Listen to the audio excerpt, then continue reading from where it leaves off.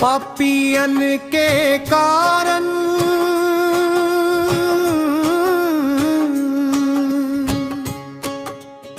स्वर्ग छोड़ दिहला यीशु जी,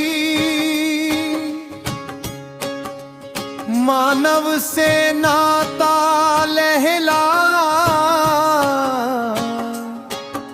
जोड़ हमला यीशु जी।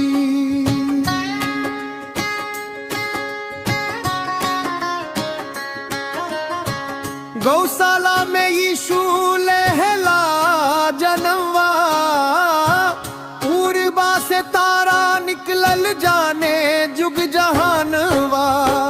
पापवा के डोर गइला तोर हमरे यीशु जी, पापवा के डोर गइला तोर हमरे यीशु जी। पापवा के डोर गइला तोर हमरे यीशु जी। पापवा के डोर गइला तोर हमरे यीशु जी।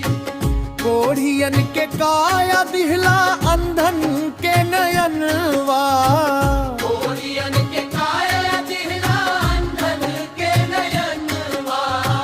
लंगड़न के पैर दिहला बहिरन के ललनवा।